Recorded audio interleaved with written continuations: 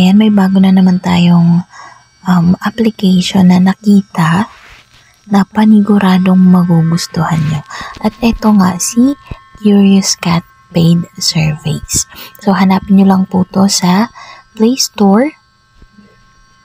If hindi nyo naman or tinatamad kayong hanapin sa Play Store, pwede nyo pong gamitin yung link na nasa baba, nasa description box. So, hindi ko na siya titingnan dito. Move na tayo sa application mismo. Ida-download nyo lang, then i-install nyo, then you only have to open it. Tapos, of course, kailangan mong mag-register using your email. So, dito nga, meron tayong tatlong tab. Yung first tab are the tasks. Dito makikita mo yung mga surveys na posible or pwedeng masagutan nyo or pwede kayong maging part ng survey. Second naman is kung ano ba yung nakastart ng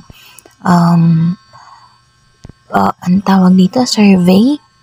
And of course, sa third, makikita nyo naman kung ano yung mga na-failed mo, ibig sabihin, hindi ka pwede sa survey na yun, kung ano yung na-complete mo, and of course, yung mga nag-expire na hindi mo na sagutan. Ayan, so dito, meron siyang, dito sa tasks, meron siyang iba't ibang points. Merong 58 points, 13, 31, and 10 points. Minsan, meron ding 46 points. Ayan, so dito naman, sa taas, dito ka magka-cash out. Sa ngayon, hindi pa ako pwedeng mag-cash out kasi kailangan ng 100 points. Ayan. And also, dito makikita natin yung pinakahihintay nating lahat. Makikita nyo kung meron na ba akong transaction. Tingnan natin. Ayan, yes, meron na akong transaction.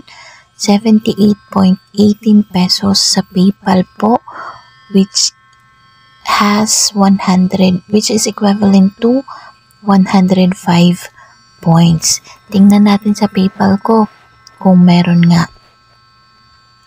Ayan, this is my PayPal and as you can see, meron nga akong na-receive na 78.18 pesos. Ayan, so ayan.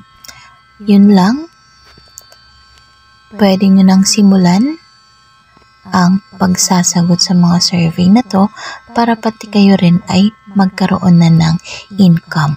Though take note, hindi sa lahat ng pagkakataon merong mga task or merong mga surveys at hindi sa lahat ng pagkakataon yung mga surveys na ito ay pwede ka.